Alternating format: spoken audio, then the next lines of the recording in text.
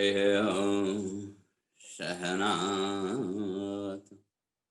सहनौ भुनक्तु सह वीर्यं करवावहै तेजस्विनावधीतमस्तु मा विद्विषावहै। ओम शांति शांति शांति। शंकरं शंकराचार्यं केशवं बादरायणं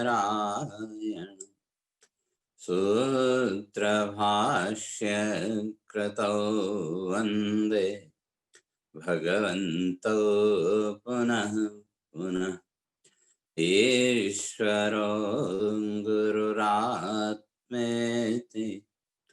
मूर्तिभेद विभागिने व्योमवद्व्याप्तदेहाय दक्षिणामूर्तये नमः। ओम शांति शांति शांति।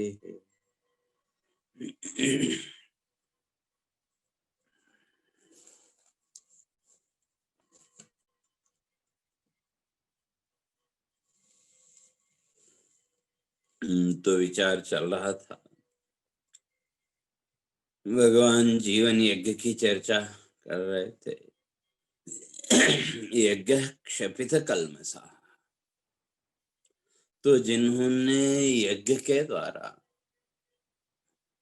अपने जीवन के कल्मष अर्थात पाप, या दूसरे शब्दों में कहें तो यज्ञ कर्म करते करते अपने मन को शुद्ध करके जिसने स्वयं को इस संसार भाव से ऊपर उठा लिया, वो तो इस संसार बंधन से मुक्त हो जाएंगे।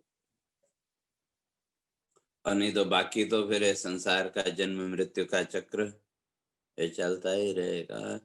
इसलिए जो यज्ञ वेता है, जो तत्ववेता महापुरुष हैं, तो वो अपने जीवन के प्रत्येक कर्म को यज्ञ बना के चलते हैं। और उसका लाभ क्या होगा, तो आगे 31वें श्लोक में 31 वर्ष वहां भगवान स्पष्ट इस बात को कर रहे हैं कि यज्ञ शिष्टा मृत भुजो यान्ति ब्रह्म सनातनम नायम लोको अस्ति अयज्ञस्य कुतो अन्यः कुरुषत्तमः। तो जो अपने जीवन को यज्ञ बना के चलता है, और वो जीवन को यज्ञ कैसे बनाना है, तो उसके लिए पीछे भगवान ने अनेक प्रक्रियाओं की और चर्चा की, तरह तरह के। और यज्ञ का सीधा अगर अर्थ करें, यज्ञो अर्पणम, यज्ञ का अर्थ है अर्पण करना। जो हमारे पास है उसमें से एकांश समष्टि के लिए अर्पित करना, उसी का नाम यज्ञ है। समष्टि के लिए, समष्टि का अर्थ इस संसार के जितने भी प्राणी हैं, उन सारे प्राणियों के हित की भावना, उनके कल्याण की भावना को लेकर के वो यज्ञ करना, अर्पित करना,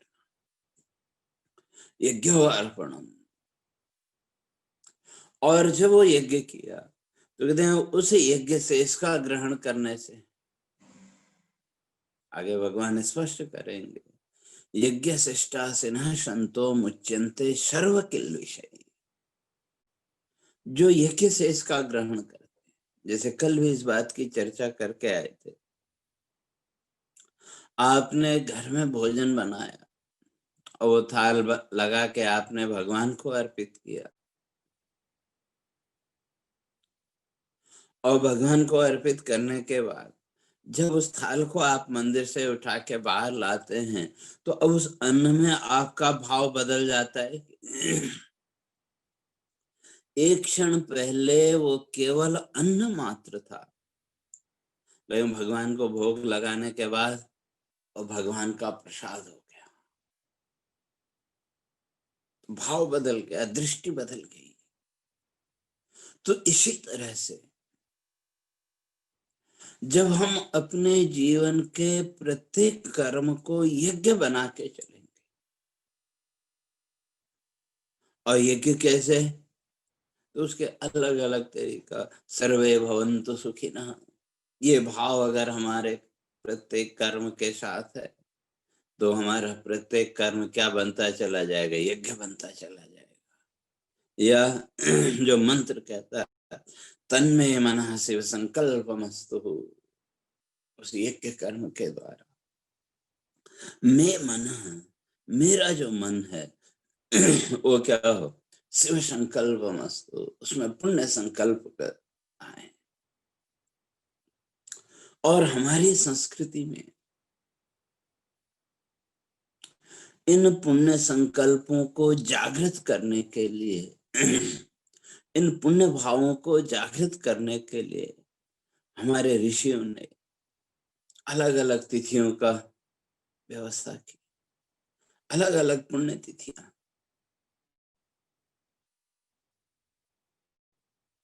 लेकिन हमारे ऋषियों की दृष्टि और हमारी दृष्टि में थोड़ा सा अंतर है। हमारी संस्कृति में जिन पुण्य तिथियों के, जिन पुण्य पर्वों की व्यवस्था है, हमारे ऋषियों ने वो जो व्यवस्था की, उस व्यवस्था के पीछे ध्येय उद्देश्य ये था कि हम वहां से अपने उन पुण्य संकल्पों को जागृत करें। ठीक है, जो जीवन बीत गया, उसकी चिंता छोड़ करके उन पुण्य पर्वों पर हम अपने संकल्पों को, पुण्य संकल्पों को जागृत करें, और उसके अनुसार अपने जीवन को यज्ञ बनाते चलें, तो हमारा सारा जीवन यज्ञ बन जाएगा। और उस यज्ञ का फल ब्रह्म सनातनम, और जो सनातन ब्रह्म है, उस सनातन ब्रह्म का बोध, उस सनातन ब्रह्म की प्राप्ति। लेकिन मनुष्य ने केवल उस एक तिथि या एक उसको पुण्य कर्म का वो मान लिया, और आगे पीछे फिर वो सामान्य उससे, ऐसा नहीं। इसलिए हमारे ऋषियों ने वो व्यवस्था की, यज्ञ कर्म कैसे हमारे जीवन में बने, और उसके लिए कोई बहुत ज्यादा नहीं, छोटे छोटे उसमें भी यज्ञ हो सकता है। उसके लिए कोई बहुत शास्त्रीय विधियों की जरूरत है, ऐसा नहीं। जैसे आप लोगों ने देखा होगा, पुराने समय में माताएं जब भोजन तैयार करती, भोजन तैयार करने के बाद थोड़ा सा अन्न वहीं अग्नि को समर्पित कर देती थी, चूल्हे में समर्पित कर देती थी, तो वो भी यज्ञ है, वो भाव यज्ञ है। उसके लिए मंत्रों की जरूरत नहीं, विधि विधान की जरूरत नहीं। आपका भाव, आपने अपनी भावना से, जिस अग्नि की सहायता से आपने उस अन्न का निर्माण किया, उसी अन्न का एकांश आपने उस अग्निदेव को अर्पित किया, तो आपका अन्न पवित्र हो गया, आपका वो यज्ञ हो गया, अन्न यज्ञ। इस तरह से छोटे छोटे कर्म जीवन के विचार करें, समष्टि के लिए अगर हम अर्पित करते हैं, तो हमारा जीवन का प्रत्येक कर्म यज्ञ बन जाएगा। और भगवान कहते हैं, यज्ञ शिष्टा अमृत भुजो, जो इस यज्ञ शेष रूपी अमृत का भोजन करते हैं। यज्ञ शिष्ट अमृत भुजो, यज्ञ शेष जो अमृत है, उस अमृत का जो भोजन करते हैं, अर्थात यज्ञ शेष का जो ग्रहण करते हैं। जो भी हमारे पास है या जो भी हमारे पास आया, उसमें से एकांश समष्टि के लिए अर्पित, और वो कैसे अर्पित करना, उसके लिए हमारे ऋषियों ने व्यवस्थाएं बनाई।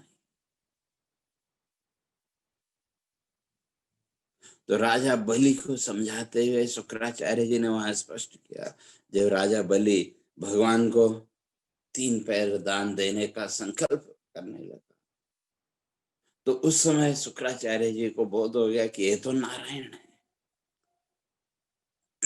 तो वहां पर शुक्राचार्य जी बलि को समझाते हुए स्पष्ट करते हैं कि सामान्य जीवन में प्रत्येक व्यक्ति को अपने धन के 5 भाग करने चाहिए।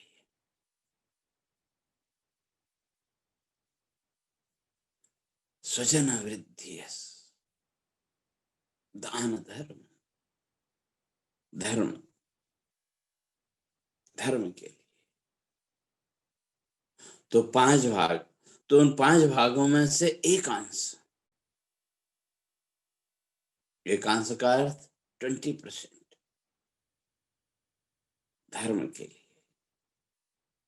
और जो धर्म का भाग है, जो उसको हम धर्म कहते हैं, वो वास्तव में वो समष्टि यज्ञ है।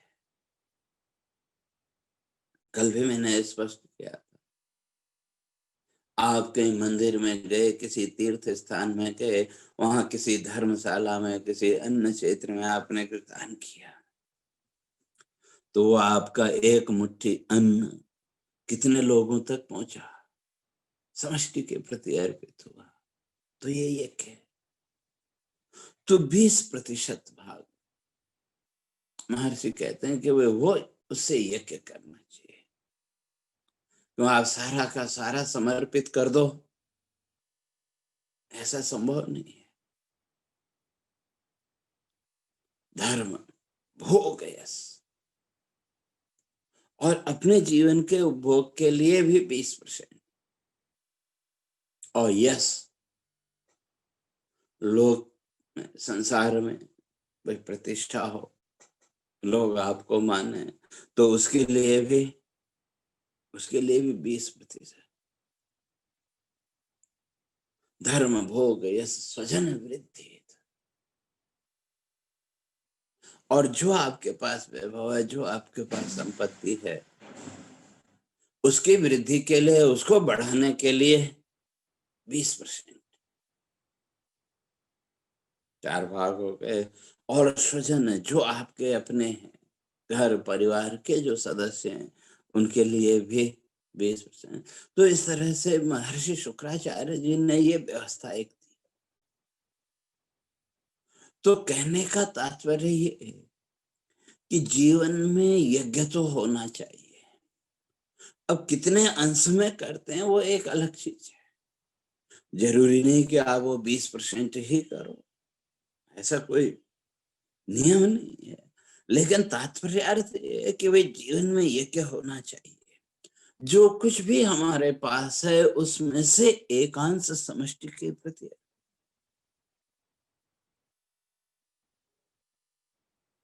और किस भाव से? ईश्वर भाव से। प्रत्येक प्राणी में, प्रत्येक जीव में उस ईश्वर भाव से वो कर्म जब हम करेंगे तो वो यज्ञ बनेगा। और हमारे ऋषियों ने तो ऐसे बहुत से पर्वों के रचना की। और ऐसे ही पुण्य पर्वों में से आज भी एक पर्व है मकर संक्रांति का, उत्तरायण। मकर संक्रांति भी बोलते हैं लोग, उत्तरायण भी बोलते हैं। और ये उत्तरायण का पर्व उसी ऊर्ध्व गति का प्रतीक है, जीवन को ऊपर उठाने का प्रतीक है। हम अपने जीवन में वो संकल्प करें,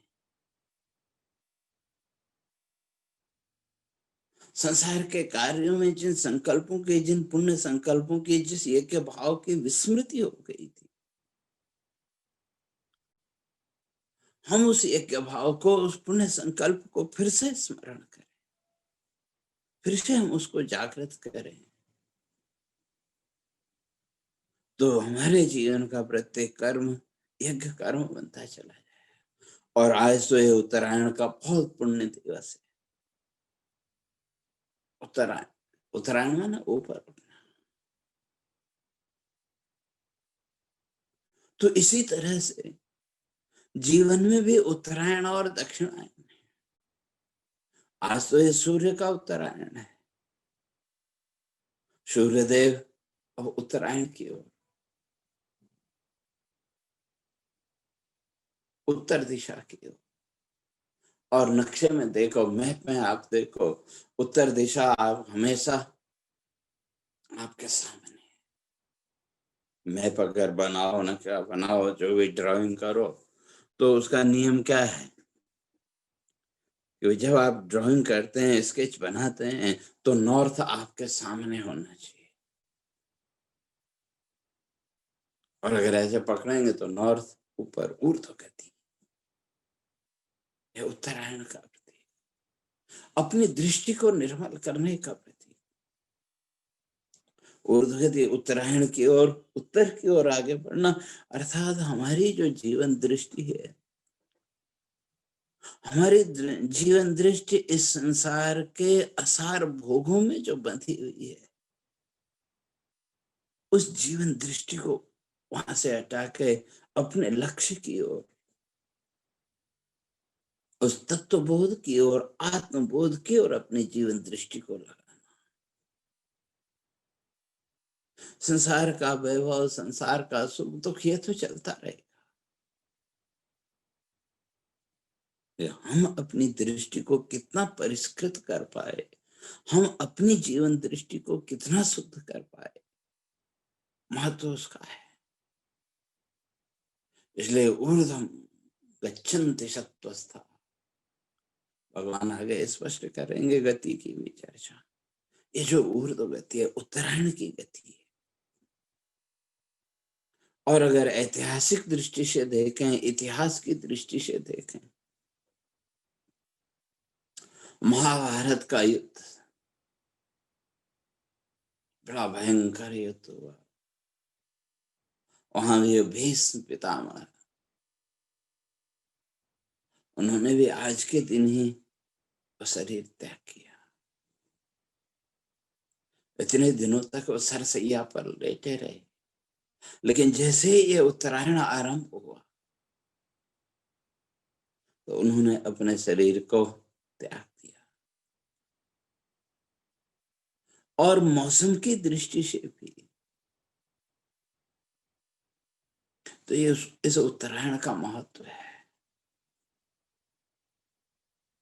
क्यों अभी तक ठंडी की जो ठिठुरन थी, इधर उत्तर भारत में, नॉर्थ में, जहां भी ठंडी बढ़ती है वहां देखो, तो ठिठुरन एक जो थी, अब आज से धीरे धीरे वो कम होने लगेगी। और इसके आगे बसंत पंचमी, बसंत ऋतु का आगमन होगा। और वो जो बसंत ऋतु है, उस बसंत ऋतु में प्रकृति का अपना निर्मल सौंदर्य प्रकट होकर के सामने आता है, निर्मलता चारों ओर।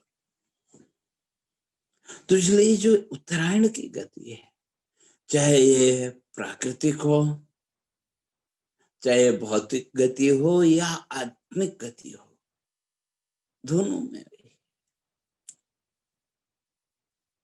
तो जो अपने जीवन के प्रत्येक कर्म को यज्ञ बना रहा है, तो उसके जीवन की गति तो उत्तरायण गति है।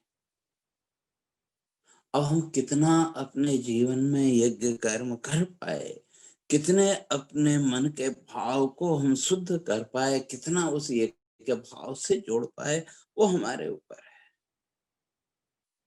और उस यज्ञ भाव, उस चित्त शुद्धि का एक ही फल है, भगवान कहते हैं यान्ति ब्रह्म सनातनम।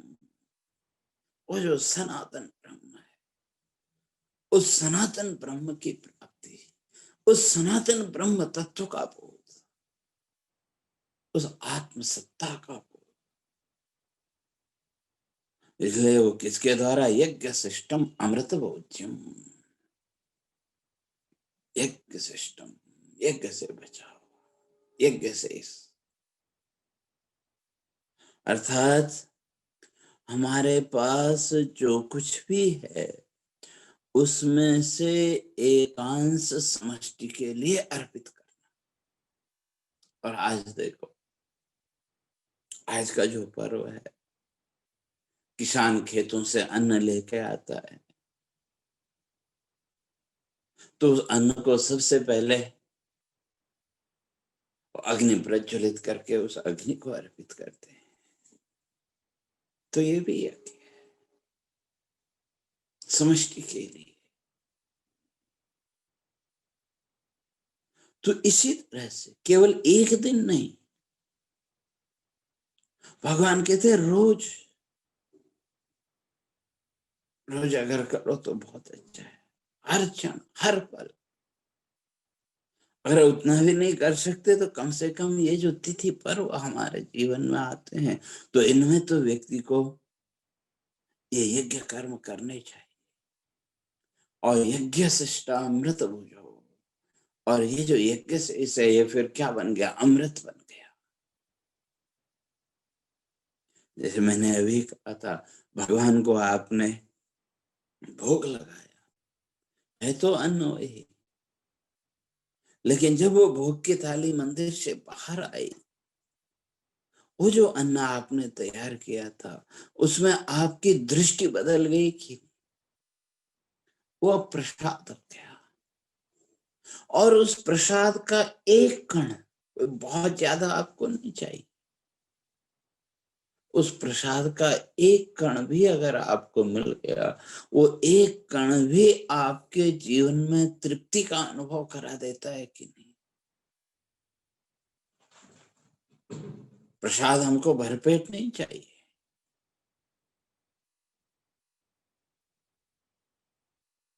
उसका एक कण, एक दाना भी अगर हमको मिल जाए तो हम उसी एक कण में तृप्ति का अनुभव करने लगते हैं। तो ये यज्ञ दृष्टि, ये प्रसाद दृष्टि अगर जीवन में आ गई, तो जीवन में फिर तृप्ति के अतिरिक्त, संतोष के अतिरिक्त और कुछ। और अगर ये यज्ञ दृष्टि हम नहीं बना पाए, ये जीवन में प्रसाद दृष्टि अगर हमारी नहीं बन पाए, तो फिर असंतोष तो है। तो इसलिए भगवान कहते हैं यज्ञ शिष्टा अमृत भुजो। ये जो यज्ञ शेष है, यज्ञ शेष रूप ही अमृत, केवल वो अन्न ही नहीं, जीवन के प्रत्येक कर्म में, प्रत्येक कार्य, वो यज्ञ शेष आपको तृप्ति का अनुभव कराता है, आपके जीवन में संतोष का अनुभव कराता है। और ये जो संतोष जीवन में आया, तो इसका फल महर्षि पतंजलि कहते हैं संतोषाद अनुत्तम सुख लाभ। ये जो संतुष्टि है, ये जो संतोष है, ये आपको क्या देगा? अनुत्तम सुख लाभ। अनुत्तम सुख, ऐसा सुख जिसकी आप तुलना नहीं कर सकते, जिसकी आप उपमा नहीं दे सकते। अनुत्तम सुख लाभ, श्रेष्ठ सुख। तो भगवान भी ये कह रहे हैं। और वो जो सुख रूपता है, ये सुख रूपता किसका स्वरूप है? यह आत्मा का स्वरूप है, आपका अपना स्वरूप। इसलिए वो संतुष्टि का अभाव, और सर्वत्र वो संतुष्टि का अभाव, कहते हैं यान्ति ब्रह्म सनातनम, आपको उस ब्रह्म भाव तक, उस आत्म भाव तक पहुंचा देगा। और नायम लोको अस्ति यज्ञस्य कुतो अन्यः कुरुषत्तमा। कहते हैं जो यज्ञ नहीं करते जीवन में, नायम लोकः यज्ञस्य, जो जीवन में जिसने कभी यज्ञ नहीं, जो केवल अपने लिए, और जो केवल अपने स्वार्थ में डूबा हुआ है, तो भगवान आगे कहेंगे तो केवल पाप का जीवन में भक्षण कर रहा है। वो तो अपने जीवन में पाप का ही सर्जन कर रहा है, पाप की ही कमाई कर रहा है। उसके जीवन में फिर कोई पुण्य नहीं है। और जब पाप का ही सृजन करेगा, पाप की कमाई करेगा, तो उसके जीवन में तमोगुण बढ़ेगा, और उस तमोगुण का फल अधो गच्छन्ति तामसा। इसलिए भगवान आगे स्पष्ट करेंगे, ऊर्ध्वं गच्छन्ति सत्त्वस्था मध्ये तिष्ठन्ति राजसा जघन्य गुण वृत्तिस्था अधो गच्छन्ति तामसा। तो ऐसे जो तामसी लोग हैं, जो केवल अपने लिए, अपने स्वार्थ में ही जो डूबे हुए हैं, तो अधो गच्छन्ति, उनकी तो अधोगति है। क्यों? ये तामसा, वो तामसी लोग हैं। और मध्य तिष्ठन्ति राजसा, जो राजसी लोग हैं, मध्य तिष्ठन्ति, मध्य में, बीच में। और ऊर्ध्वं गच्छन्ति सत्त्वस्था, और जो सात्विक लोग हैं, वो ऊर्ध्वं गच्छन्ति, वो तो ऊपर उठते हैं। ऊपर उठने का अर्थ, अगर लोक दृष्टि से कहें, स्वर्ग लोक आदि गति उनकी है। और जो राजसी में, मेरा में उलझे हुए हैं, वो कहा वो इसी संसार में। और तामसी जो लोग हैं, जो केवल अपने स्वार्थ में, अपने अतिरिक्त जिनको और कुछ नहीं दिखता, तो वो तामसी लोग हैं, इसलिए उनकी अधोगति। तो वही भगवान यहाँ के नायम लोको अस्ति अयज्ञस्य, जो अपने जीवन में यज्ञ नहीं करता, तो उसके लिए तो ये लोक भी नहीं है। ठीक है, पूर्व के किसी पुण्य के फलस्वरूप उसका मनुष्य लोक में जन्म हो गया, मनुष्य रूप में जन्म तो हो गया, यहाँ जीवन का सुख दुख तो भोगा। लेकिन जब जीवन को में कोई यज्ञ ही नहीं किया, कोई जीवन में पुण्य कर्म ही नहीं किया, तो नास्ति अयं लोकः, फिर दोबारा उसको ये मनुष्य जीवन मिलेगा, ये संभावना नहीं है। यह मिल भी गया तो यहाँ दुख के अतिरिक्त, पीड़ा के अतिरिक्त और कुछ नहीं है। इसलिए वहां कहते हैं नायम लोको अस्ति अयज्ञस्य, अयज्ञस्य, जिसने कभी जीवन में यज्ञ ही नहीं किया, जो यज्ञ ही नहीं कर पाता, नास्ति अयं लोकः, उसके लिए तो ये लोक भी नहीं है, उधर का भी नहीं है। कुतो अन्य, फिर दूसरे लोकों की तो बात ही क्या है। क्योंकि जो भी जीवन का पुण्य कर्म करना, कुतो अन्य, फिर अन्य लोकों में, अर्थात जो भी जीवन में पुण्य कर्म करना है, जीवन में जो भी यज्ञ कर्म करने हैं या नहीं करने, उनका निर्णय इसी मनुष्य जीवन में होगा। क्योंकि जो देवता है वो भी मनुष्य लोक में आना चाहते हैं, इस भारत भूमि में आना चाहते हैं। तो क्यों? क्योंकि उस स्वर्ग लोक में वो देवता लोग अपने पुण्य का फल तो भोग रहे हैं, लेकिन मोक्ष के लिए वहां कुछ नहीं कर सकते। तो ये जो मनुष्य शरीर है, ये जो मनुष्य लोक है, वास्तव में ये जीवन को यज्ञ बनाने का साधन है। क्योंकि दूसरे लोकों में, दूसरे शरीरों में वो संभव नहीं है, वो अधिकार ही परमात्मा ने नहीं दिया। जो पशु पक्षी आदि है, वो यज्ञ नहीं कर सकते, क्योंकि वहां तो तमोगुण इतना प्रधान है कि वहां तो व्यक्तिगत भोग सुख के अतिरिक्त और कुछ है ही नहीं।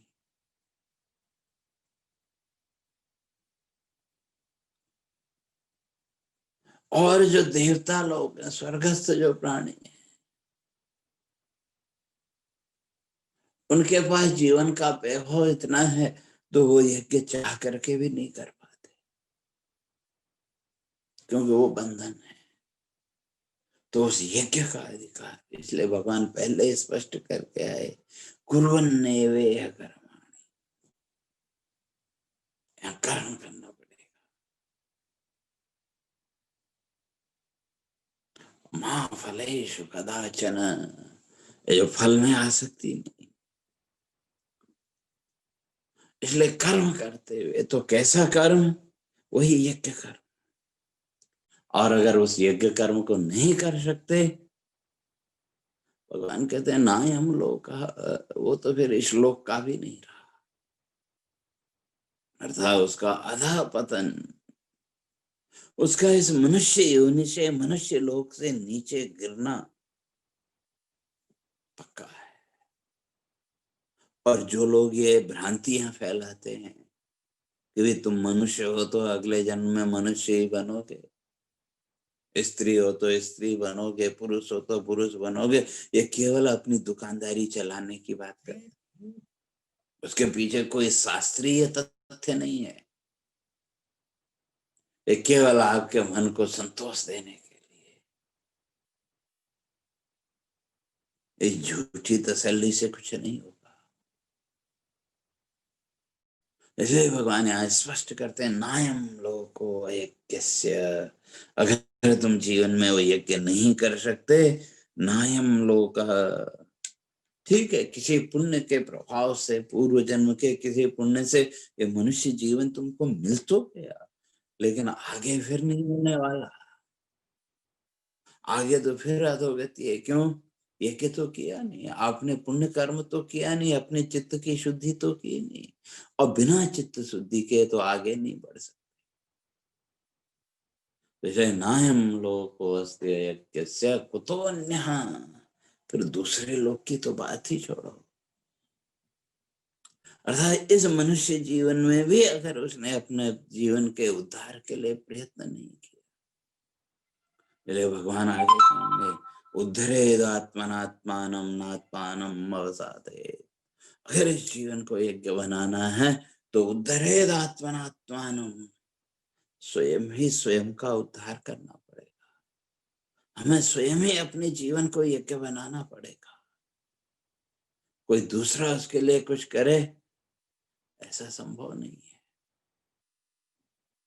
इसलिए ना हम लोगों को अस्ति, न ये लोग और न आगे, अर्थात उसकी फिर सदगति नहीं होगी। और लेकिन जो यज्ञ शिष्टामृत बुझो, जो जीवन को यज्ञ बना करके उस यज्ञ से इसको ग्रहण कर रहा है, तो यान्ति ब्रह्म सनातनम, वो धीरे धीरे उस यज्ञ भाव के द्वारा, उस यज्ञ कर्म के द्वारा, उस चित्त की शुद्धि के द्वारा यान्ति ब्रह्म सनातनम, उस सनातन ब्रह्म,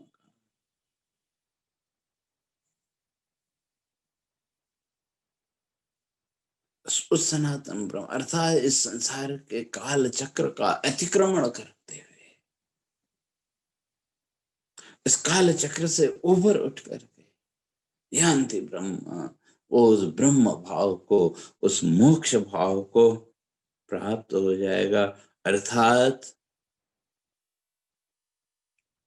मुक्त हो जाएगा। और जो यज्ञ नहीं कर सकता, तो फिर उसका तो अधोगति है ही, फिर उसका तो पशु पक्षी स्थावर आदि इन रूपों में उसका जन्म होगा। तो इसलिए भगवान कहते हैं सबको समझो, जीवन को यज्ञ बनाओ, और इस यज्ञ भाव से विमोक्ष से तुम इस यज्ञ के द्वारा ही इस संसार के बंधन से मुक्त हो सकते हो, इस संसार की जन्म मृत्यु की पीड़ा से मुक्त हो सकते हो। और आज जैसे मैंने कहा, आज तो उत्तरायण का पर्व है, ये उसी संकल्प का दिन है कि हम भी अपने जीवन में वो संकल्प लें, वो दृढ़ता लाएं कि हम भी अपने जीवन को यज्ञ बनाएंगे जितना हो सके, जीवन के प्रत्येक कार्य को उस यज्ञ भाव से करते हुए उस उत्तरायण की ओर, आत्म उत्तरायण, ये तो सूर्य का उत्तरायण है, वो नहीं, अपना उत्तरायण, हम अपने जीवन में स्वयं के उत्तरायण का निर्माण करें, स्वयं के उत्तरायण के पथ को स्पष्ट करें, और वो इस यज्ञ भाव के बिना जो हमारे पास है उसमें से एक अंश उस समष्टि के लिए अर्पित किए बिना, और जब समष्टि के लिए अर्पित करना तो वहां फिर फल की इच्छा नहीं। सर्वे भवन्तु सुखिनः, इस भाव के द्वारा समष्टि के लिए अर्पित करते हुए अगर हम अपने जीवन के प्रत्येक कर्म फल को आगे चलते चलेंगे तो हमारा जीवन भी क्या हो जाएगा, यज्ञमय हो जाएगा। और उस यज्ञ का फल यान्ति ब्रह्म सनातनम, भगवान कहते हैं कि उसको सनातन ब्रह्म अर्थात वो इस संसार बंधन से मुक्त हो जाएगा। तो इसलिए अपने जीवन को यज्ञ बनाने का प्रयास करना चाहिए। और एवं बहुविधा, और इस तरह से बहुत सी यज्ञ विधियां संसार में है, बहुत तरह तरह के। तो इन सब को जान करके अगर हम समझ पूर्वक विचार पूर्वक उस कर्म को करेंगे तो कहते हैं वो विमोक्ष से, वो हमको यज्ञ कर्म इस संसार के बंधनों से मुक्त कर देगा। तो कैसे, तो इसकी चर्चा फिर क्रमशः आगे करेंगे। हरिः ओम् पूर्णमदः पूर्णमिदं पूर्णात् पूर्णमुदच्यते पूर्णस्य पूर्णमादाय पूर्णमेवावशिष्यते। ॐ शान्ति शान्ति शान्तिः। शङ्करं शङ्कराचार्यं केशवं बादरायणं सूत्रभाष्य कृतौ वन्दे भगवन्तौ पुनः पुनः। ईश्वरो गुरुरात्मेति मूर्तिभेदविभागिने व्योमवद्व्याप्तदेहाय दक्षिणामूर्तये नमः। ॐ शान्ति शान्ति शान्ति।